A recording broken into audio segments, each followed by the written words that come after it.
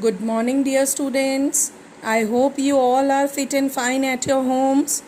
Must take care of yourself. You all must wash your hands regularly and wear a mask whenever you're going outside your homes.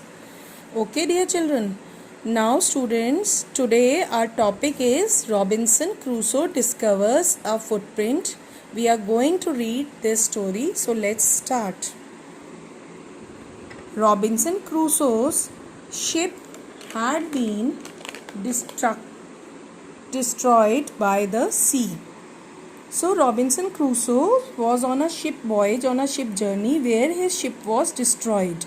It was destructed by the sea. He had been alone for many years and longed for company. So he was alone on an island for many years and he longed for means wanted company. One day he discovers a footprint in the mud, in the sand. So let's find out what he did then. One day, when I was going towards my boat, I was surprised to see the footprint of a man on the sand. So Robinson Crusoe is describing his story now. He is saying that when I was going towards my boat, I was surprised to see the footprint or the footmark of a man on the sand. I stood amazed. Amazed means greatly surprised. So he was greatly surprised by noticing that footmark or footprint on the sand. I listened. I looked around me. I could neither hear nor see anything. I went up higher to look down. I went up the shore. Shore means seaside. And down the shore. But it was no good. It was worthless. So now Robinson Crusoe had a look here, there, and around the seashore, but he could not find anyone. I could find no other footprint but that one. I went to it again to see if there were any more footprints and to tell if it had been my imagination. So he again went near the footprint to see whether it was a real one or an imaginary. But I was not mistaken, he was not wrong, for there was exactly the footprint of a foot. Toes, heel, every part of a foot was present there in the footprint. I could not imagine how it came there. Now he was confused. He was not able to think clearly why the footprint is there, how come it is there. I stayed a long time thinking but became more and more confused. So he stayed over that place for a long time, but he was again very much confused. At last, I returned home very afraid.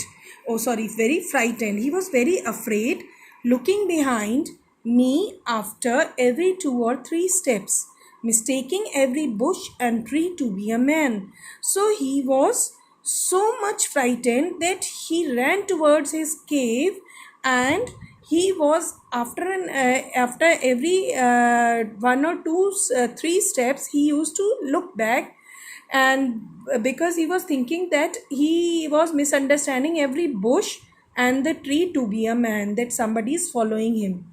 When I came to my cave, which I call my castle is a fort, so he came towards his cave, ran inside it, and if I was being chased, I do not remember whether I used the ladder or went in by the hole in the rock. So there was a hole in the rock and there was a ladder. So he ran into the cave, but he didn't remember whether he used the ladder for going inside, or he had gone from the gate of the door of the rock, which I call the door.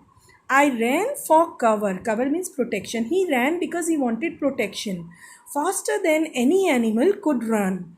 I did not sleep that night. The more I thought about what I had seen, the more afraid I became.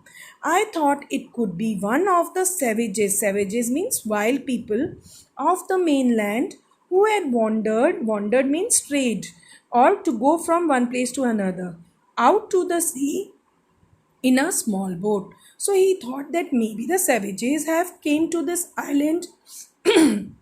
Luckily, I was not on shore at that time. So he was thinking now, oh, I am so lucky that I was not present that time.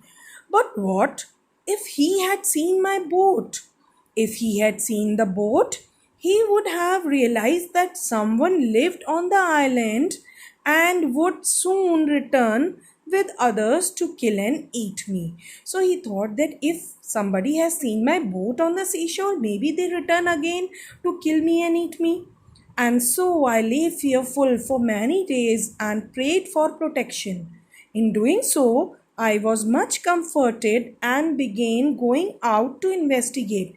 So, when he was laying down in his cave and he was thinking about the matter, so he again decided to go once again near the footprint and inquire or investigate.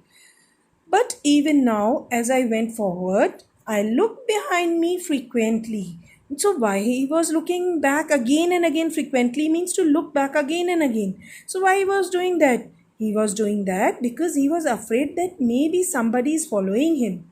Because I was still very frightened and he was very afraid. However, as I went about for 2 or 3 days and saw nothing, I became a little bolder. As he had visited that place twice or thrice in 2 or 3 days, so he became now little daring now. Decided to go down to the shore again and examine. Examine means to inspect. So he examined the footprint once more. I decided to measure it with my foot mark. Okay. So as I came closer to the footprint, I realized that it could not be the footprint because I had not come to this part of the beach since a long time. So he thought that no, it is not my footprint. As he matched that foot mark with the footprint present on the sand, so suddenly as I placed my foot alongside that footprint, it seemed larger than my own. My fear returned.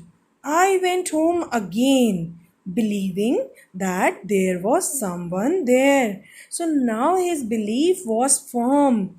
He decided, he believed firmly that no, there is somebody because it's not my footprint, it was not the footprint of the Robinson, but some other human being.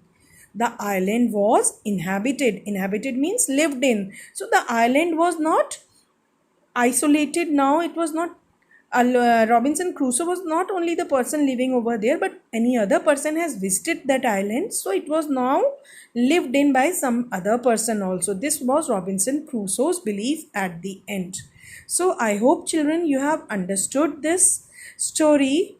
So thank you and have a nice day.